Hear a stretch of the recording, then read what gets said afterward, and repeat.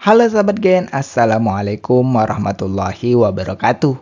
Di video kali ini kita akan membahas kunci jawaban IPA Biologi kelas 10 bab 3 pada tugas uji pemahaman pada halaman 165 sampai 166 di buku IPA Biologi Kurikulum Merdeka pegangan kalian.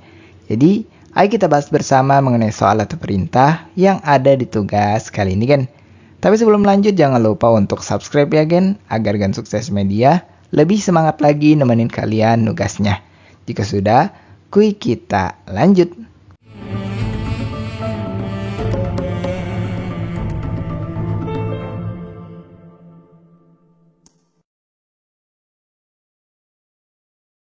Baik, kita masuk pada soal pertama berikut ini. Tapi sebelum masuk ke pembahasan soal, kalian terlebih dahulu dapat membaca teks yang berjudul bioetanol sebagai bahan bakar alternatif pada halaman 165. Jika sudah, perhatikan soal pertama terlebih dahulu. Potensi cemaran lingkungan akibat penggunaan bahan bakar bioetanol untuk kendaraan bermotor lebih rendah daripada gasolin atau bensin. Jelaskan alasannya. Bagian, potensi cemaran lingkungan akibat penggunaan bioetanol untuk kendaraan bermotor memang lebih rendah dibandingkan dengan bensin atau gasolin karena beberapa alasan utama yang dijelaskan dalam teks berikut ini. Pertama, terkait emisi gas rumah kaca yang lebih rendah. Bioetanol menghasilkan emisi karbon dioksida yang lebih rendah dibandingkan bensin. Bioetanol berasal dari biomasa yang dapat menyerap karbon dioksida selama proses fotosintesis, sehingga jumlah CO2 yang dilepaskan selama pembakaran ini lebih seimbang dengan yang diserap oleh tanaman tersebut. Kemudian untuk kedua, terkait emisi zat berbahaya yang lebih rendah. Bioetanol menghasilkan emisi yang lebih rendah dari senyawa berbahaya seperti oksida sulfur dan poliaromatik hidrokarbon yang terdapat pada bensin. Hal ini disebabkan oleh komposisi bioetanol yang lebih ramah lingkungan dibandingkan dengan bensin yang mengandung hidrokarbon kompleks. Kemudian ketiga, terkait tidak mengandung sumber pencemar berbahaya.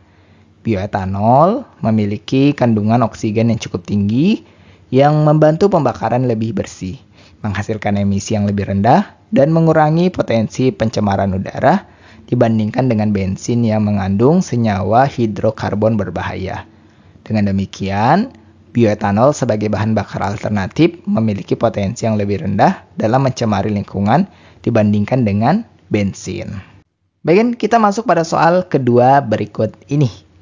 Jika bahan bakar bioetanol dibandingkan dengan gasolin, ternyata bioetanol memiliki kelebihan dan kekurangan. Jelaskan kekurangan bahan bakar bioetanol. Baik, kekurangan bahan bakar bioetanol dibandingkan dengan gasolin atau bensin antara lain adalah sebagai berikut. Pertama, energi yang dihasilkan lebih rendah. Bioetanol memiliki kandungan energi yang lebih rendah dibandingkan dengan bensin. Bioetanol menghasilkan kalori pembakaran sekitar 23-27, sedangkan bensin mencapai 45-48 mg per kilogram. Hal ini membuat kendaraan yang menggunakan bioetanol membutuhkan lebih banyak bahan bakar untuk jarak yang sama dibandingkan dengan bensin. Kemudian terkait higroskopis. Bioetanol bersifat higroskopis yang artinya dapat menyerap kelembaban dari udara. Hal ini dapat mempengaruhi kualitas bahan bakar dan kinerja mesin jika kandungan air dalam bioetanol terlalu tinggi. Ketiga, terkait korosi dan dampak pada mesin. Karena bioetanol lebih bersifat korosif dibandingkan bensin, ia dapat menyebabkan kerusakan pada beberapa komponen mesin, terutama pada bagian yang tidak dirancang khusus untuk bahan bakar berbasis alkohol. Kemudian keempat, terkait persaingan dengan pangan. Bioetanol umumnya diproduksi dari tanaman pangan seperti jagung dan tebu. Hal ini dapat menimbulkan konflik antara kebutuhan untuk pangan manusia dan produksi bahan bakar, yang tentunya dapat mempengaruhi harga pangan dan ketahanan pangan. Dengan kekurangan-kekurangan tersebut, bioetanol sebagai bahan bakar alternatif masih memerlukan pengembangan lebih lanjut agar lebih efisien dan ramah lingkungan. Baik, Gen, kita masuk pada soal ketiga berikut ini. Bioetanol dapat dihasilkan dari konversi senyawa gula dalam biomasa, seperti gula tebu, pati, sorghum, dan jagung. Adakah bahan baku lainnya? Jelaskan. Baik, Gen, selain gula tebu, pati, sorghum, dan jagung, atau yang telah disebutkan di soal lainnya, bioetanol juga dapat dihasilkan dari bahan baku lainnya yang mengandung karbohidrat. Misalnya, dari singkong, kentang, dan kulit pisang. Bahan-bahan ini mengandung pati atau gula yang dapat difermentasi menjadi bioetanol. Selain itu, serat selulosa dari limbah pertanian, seperti dari jerami padi, kemudian batang tebu, dan sisa tanaman lainnya juga bisa menjadi bahan baku untuk bioetanol, meskipun proses konversinya lebih kompleks dan memerlukan teknologi yang lebih maju. Nah, dengan menggunakan berbagai bahan baku ini, bioetanol dapat dihasilkan dari sumber yang lebih beragam dan berkelanjutan, mengurangi ketergantungan pada bahan baku pangan utama seperti jagung dan tebu. Bagian kita masuk pada soal keempat berikut ini. Berilah tanda centang pada kolom benar atau salah untuk setiap pernyataan berikut yang ada 5. Jadi ada 5 pernyataan yang perlu kita analisis apakah termasuk pernyataan benar atau salah. Dan berikut ini adalah hasil analisis untuk kelima pernyataan yang ada ini, Gen. Untuk pernyataan pertama dianggap salah. Bioetanol menghasilkan lebih sedikit zat pencemar udara dibandingkan dengan gasolin karena memiliki emisi gas rumah kaca yang lebih rendah. Kemudian untuk pernyataan kedua dianggap benar.